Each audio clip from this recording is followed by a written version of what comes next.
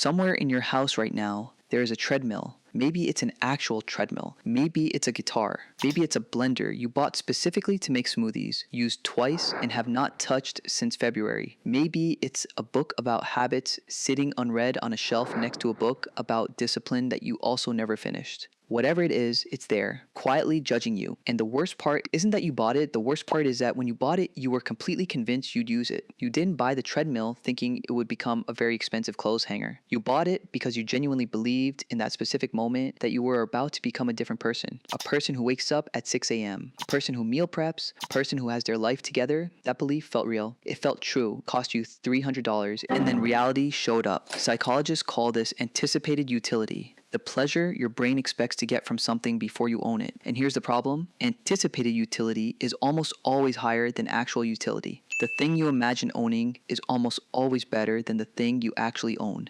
Before you buy the guitar, you're already picturing yourself playing it, not learning it, playing it. Your brain skips the 6 months of painful beginner chords and goes straight to the version of you that casually picks it up at parties and impresses people. That version of you is extremely cool. That version of you also does not exist, but your brain doesn't know that yet, and your brain is the one holding the credit card. This is called the projection bias. Your brain is genuinely terrible at predicting how you'll feel about something in the future. It takes your current emotional state, excited, motivated, convinced this is the purchase that changes everything, and assumes that state will continue indefinitely. It won't.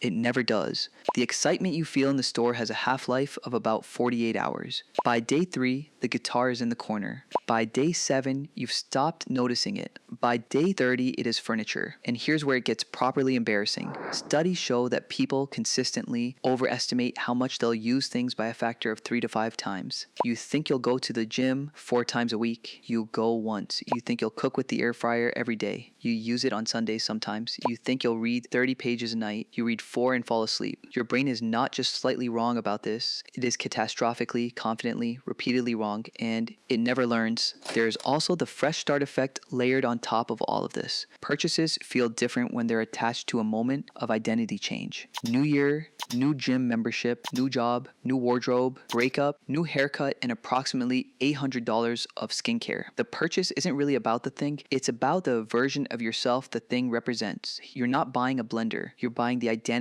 of a person who makes smoothies. You're not buying running shoes, you're buying the identity of someone who runs. The object is just a prop in a story. You're telling yourself about who you're about to become. And props are useless without the performance. But nobody tells you that at checkout. There's one more piece to this. The endowment effect. Once you own something, your brain immediately overvalues it.